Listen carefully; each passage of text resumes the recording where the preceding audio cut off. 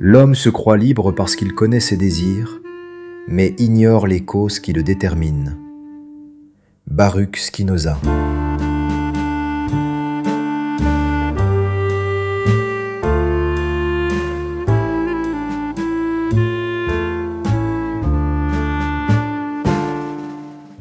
Tu crois comprendre les gens immédiatement. Lorsqu'une personne agit, quelque chose se produit presque instantanément dans ton esprit. Tu as l'impression de savoir pourquoi elle l'a fait. Avant même d'y réfléchir, l'action reçoit une intention. Elle voulait se rapprocher, éviter, provoquer, ignorer, blesser, manipuler ou se protéger. Cette impression ne ressemble pas à une hypothèse, mais à une perception directe. Tu ne te dis pas « j'imagine », tu te dis « je vois ». C'est précisément cette immédiateté qui rend l'interprétation si convaincante. Elle ne semble pas construite, elle semble donnée. Pourtant, si l'on observe plus attentivement, l'intention n'est jamais réellement visible. Ce qui est visible, c'est un geste, un ton, un silence, un choix de moment. L'intention, elle, apparaît dans l'esprit qui regarde. Spinoza dirait que l'esprit ne supporte pas longtemps un acte sans cause compréhensible. Il remplit donc aussitôt l'écart entre ce qui est perçu et ce qui doit être expliqué. Cette explication n'est pas tirée de l'autre, mais de ce qui permet de stabiliser notre propre perception. C'est pour cela que deux personnes assistant à la même scène n'en tirent pas la même conclusion.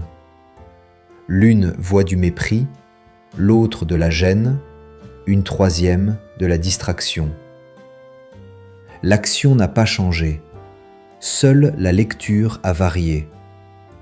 Cela montre que l'intention n'était pas contenue dans l'événement lui-même, mais dans la manière dont chaque esprit a cherché à rendre l'événement cohérent pour lui. À partir de là, quelque chose peut déjà se modifier. Lorsque tu penses comprendre immédiatement quelqu'un, tu peux commencer à distinguer l'acte et la signification produite. Non pour douter systématiquement, mais pour voir apparaître que l'interprétation surgit en même temps que la perception. Tu ne regardes plus seulement ce que l'autre fait, tu observes aussi comment ton esprit lui attribue une raison. Tu lis toujours l'effet sur toi avant la cause chez l'autre. Lorsqu'une parole te touche, l'explication vient souvent après la sensation. Si tu te sens mis à distance, tu conclus que l'autre a voulu te mettre à distance. Si tu te sens considéré, tu conclus qu'il a voulu te considérer. L'intention semble provenir de lui alors qu'elle est d'abord organisée autour de l'effet produit en toi. Spinoza expliquerait que l'esprit interprète ce qui arrive à partir de sa propre variation de puissance, augmentation ou diminution. Ce que nous appelons comprendre l'autre consiste souvent à comprendre ce que nous sommes devenus pendant l'échange. Ainsi, un même comportement peut être jugé hostile par quelqu'un déjà inquiet, neutre par quelqu'un stable et amical par quelqu'un rassuré. L'action extérieure reste identique, mais sa signification dépend du mouvement intérieur qu'elle déclenche. L'esprit ne part pas de l'autre pour aller vers soi, il part de soi pour construire l'autre. Observer cela change la manière de regarder certaines réactions immédiates. Quand tu te sens visé, tu peux remarquer que cette sensation ne prouve pas encore une intention dirigée vers toi. Elle indique d'abord une modification interne que ton esprit cherche à expliquer. La question cesse alors d'être uniquement « pourquoi il fait ça ?» et devient aussi « pourquoi cette action prend cette signification précise pour moi ?» La scène reste la même, mais elle cesse d'être entièrement centrée sur la volonté de l'autre. Une explication claire apaise plus qu'une explication juste. Une action inexpliquée maintient l'esprit en tension. Tant que la cause reste ouverte, plusieurs possibilités coexistent et l'attention reste mobilisée. L'esprit cherche donc rapidement une raison stable, même approximative. Spinoza dirait que l'imagination préfère une cohérence immédiate à une exactitude incertaine. Une mauvaise cause, mais définie, apaise davantage qu'une absence de cause.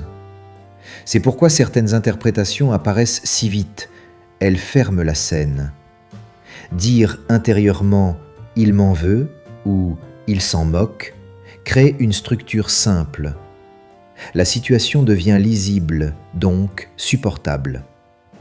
Le soulagement ressenti ne vient pas de la vérité trouvée, mais de l'incertitude réduite. Après avoir remarqué cela, un phénomène devient visible.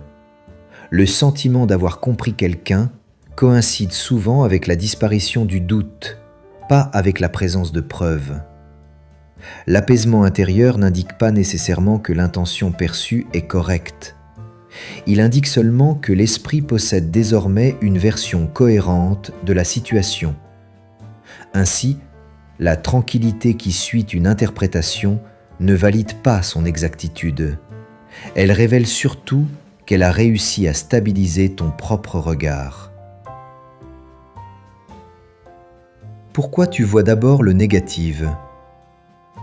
Lorsqu'un comportement reste ambigu, l'interprétation négative apparaît souvent en premier. Un silence devient un rejet, un retard devient un manque d'intérêt, une réponse brève devient une prise de distance. On pourrait croire que l'esprit est pessimiste par nature. En réalité, il cherche surtout la version la plus stable de la situation. Une intention positive laisse encore plusieurs possibilités ouvertes. La personne était pressée, distraite, fatiguée, occupée ailleurs. Rien n'est fixé. L'esprit doit continuer à surveiller. Une intention négative, au contraire, ferme la scène immédiatement. Si l'autre ne veut pas, la situation devient simple et prévisible. Spinoza dirait que l'imagination privilégie ce qui réduit l'incertitude au plus vite. L'interprétation négative n'est pas choisie pour sa noirceur, mais pour sa capacité à stabiliser l'attention. Elle permet de cesser d'attendre. Ainsi, ce que tu ressens comme intuition n'est souvent qu'une stratégie d'économie mentale. Mieux vaut une conclusion dure qu'une attente indéterminée. À partir de là, quelque chose peut être observé concrètement.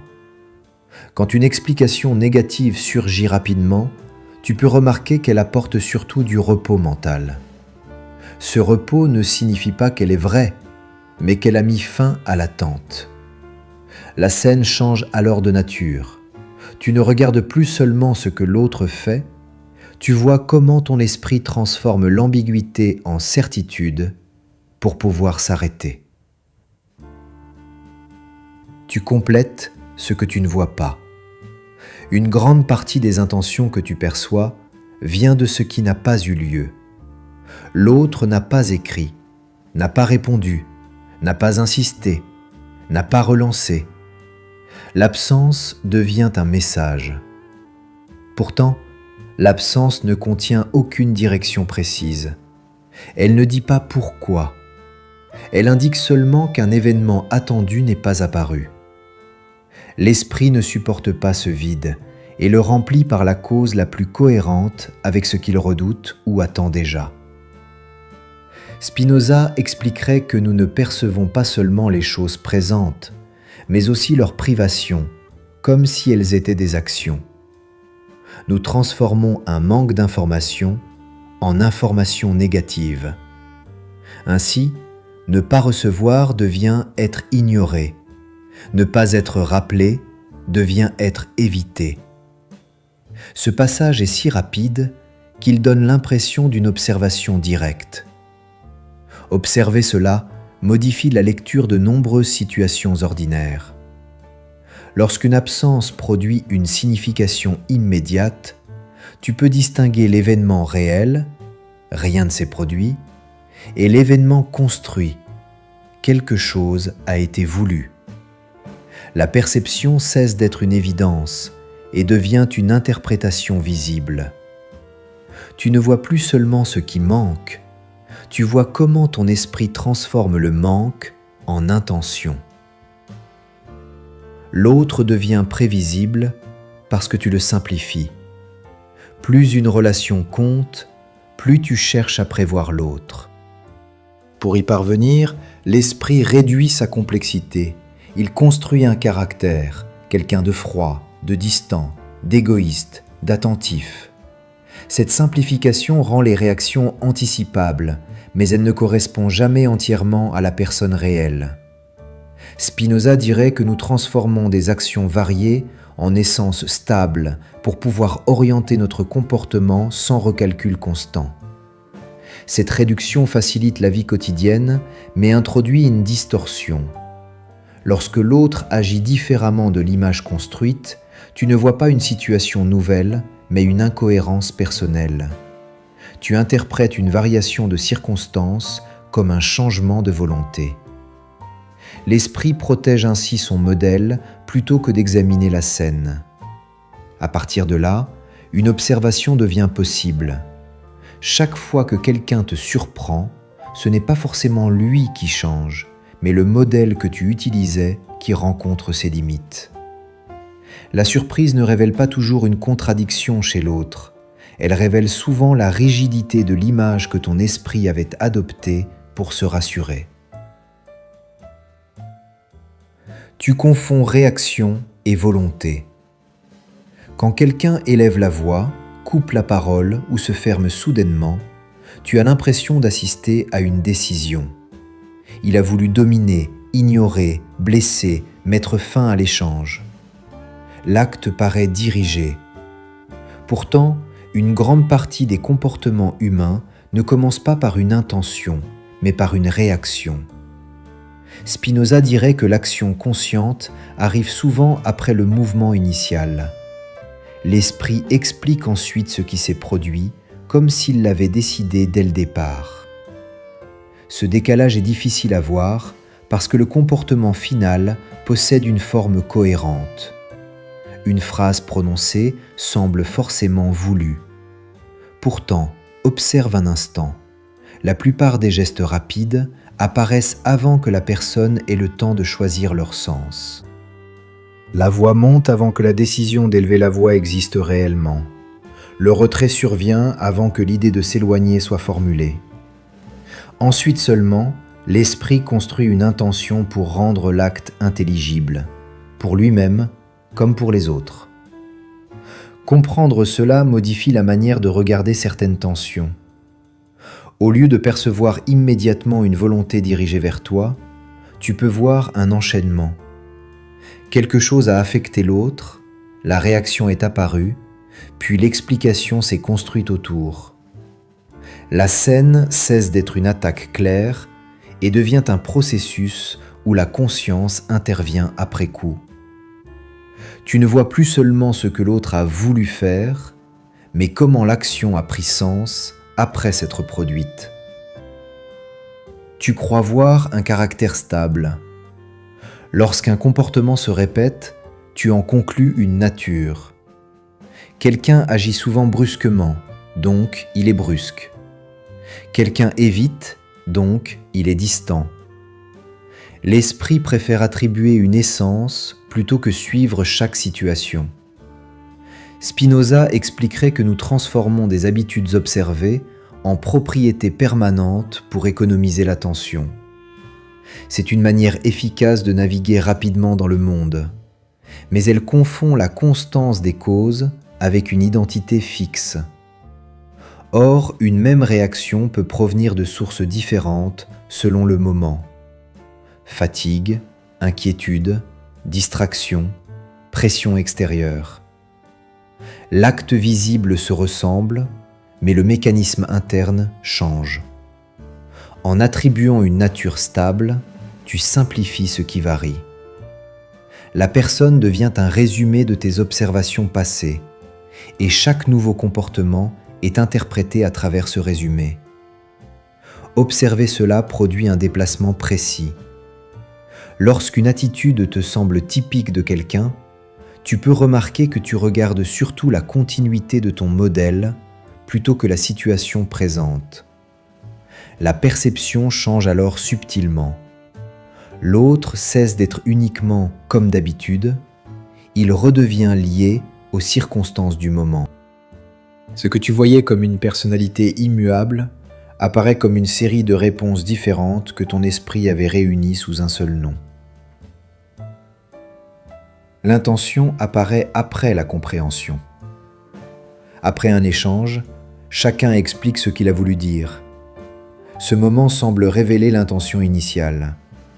Pourtant, bien souvent, la personne découvre en même temps qu'elle formule. Elle organise ce qu'elle a fait pour que cela devienne cohérent. Spinoza dirait que nous devenons conscients de nos causes en les racontant. Le récit ne décrit pas seulement l'action, il la stabilise. Cela signifie que l'intention que tu attribues à l'autre n'existait pas forcément sous cette forme au moment exact de l'acte. Elle est parfois produite après coup pour rendre la scène compréhensible pour lui comme pour toi. Ce que tu entends n'est donc pas toujours la cause première, mais une reconstruction ordonnée. À partir de là, une observation devient possible dans les conversations ordinaires. Quand quelqu'un explique longuement ce qu'il a voulu faire, tu peux voir non seulement une justification, mais une fabrication de clarté. La parole ne révèle pas seulement l'intention, elle la crée. Ainsi, ce que tu prenais pour une volonté nette apparaît comme une mise en forme destinée à rendre l'événement intelligible après son apparition. Tu crois observer, mais tu compares. Quand tu regardes quelqu'un agir, tu penses partir de ce que tu vois. En réalité, tu pars souvent de ce que tu ferais à sa place. L'action de l'autre devient lisible parce que tu la traduis immédiatement dans ton propre système de motivation. S'il ne réagit pas comme toi tu aurais réagi, tu conclus qu'il y a une intention particulière derrière cette différence. Indifférence, manque d'intérêt, stratégie, provocation. Spinoza dirait que l'esprit comprend d'abord les choses par analogie avec lui-même. Il ne perçoit pas directement la cause étrangère, il la reconstruit à partir de ses propres habitudes. Cette translation est si rapide qu'elle ressemble à une observation. Pourtant, elle est déjà une interprétation. Tu ne vois pas seulement l'acte, tu vois l'écart entre cet acte et ce que tu aurais fait. Et cet écart devient une intention. Ainsi, quelqu'un qui reste silencieux là où tu aurais parlé paraît cacher quelque chose, non parce que le silence indique une volonté précise, mais parce qu'il diffère de ton comportement attendu. Remarquer cela change la lecture des scènes ordinaires. Lorsque tu trouves une attitude étrange ou révélatrice, tu peux voir apparaître la comparaison implicite qui l'a rendue étrange. Ce n'est plus seulement l'autre qui devient lisible, c'est la manière dont ton propre modèle sert d'instrument de mesure. La perception cesse d'être directe, elle devient relative à ce que tu considères normal pour toi. L'intention dépend du moment où tu regardes. Une même action observée avant ou après ses conséquences n'a pas la même signification. Si quelqu'un refuse une proposition et qu'ensuite la situation tourne mal, le refus semble prudent. Si elle réussit, le même refus paraît fermé ou hostile. L'intention change sans que l'acte initial ait changé. Spinoza expliquerait que nous lisons les causes à partir des effets visibles. L'événement final colore rétrospectivement ce qui l'a précédé. Ainsi, tu crois découvrir ce que quelqu'un voulait faire, alors que tu observes surtout ce qui s'est produit après. L'esprit ajuste la cause pour qu'elle corresponde au résultat. Une action neutre devient prévoyante ou malveillante selon son issue. L'intention n'est plus dans le moment de l'acte, mais dans l'histoire complète reconstruite ensuite. Voir cela modifie la perception de nombreuses conclusions rapides. Quand tu juges une volonté à partir d'un résultat, tu peux remarquer que la signification vient du dénouement et non du geste initial. L'action cesse d'être un message fixe Elle devient un point dans une chaîne d'événements que ton esprit relie après coup. Tu cherches une personne cohérente. L'esprit supporte difficilement qu'un individu agisse différemment selon les contextes. Il veut une ligne claire, quelqu'un d'honnête, de distant, d'attentif, d'égoïste. Cette cohérence simplifie les relations, mais elle transforme des actions situées en intentions permanentes. Spinoza dirait que nous préférons une essence stable à une multiplicité de causes variables. Ainsi, lorsqu'une personne agit autrement que prévu, tu interprètes un changement intérieur plutôt qu'une circonstance différente. Le comportement est relié à ce qu'elle est, non à ce qui se passe autour d'elle. Cette manière de voir rend le monde lisible, mais introduit une erreur. Elle remplace la dynamique des situations par une nature fixe. Observer cela produit un déplacement concret. Au lieu de voir quelqu'un contredire sa personnalité, tu peux voir apparaître des conditions nouvelles auxquelles il répond. La cohérence recherchée se déplace. Elle n'est plus dans le caractère supposé, mais dans l'enchaînement des causes présentes. Tu ne découvres pas l'intention, tu la produis. À travers tout ce parcours, quelque chose devient plus simple. Lorsque tu crois lire l'intention de quelqu'un, tu n'accèdes pas directement à son esprit. Tu construis une cohérence pour stabiliser la scène. L'action apparaît d'abord, puis ton imagination lui donne une direction. Cette direction semble venir de l'autre parce qu'elle s'accorde immédiatement avec ce que tu ressens.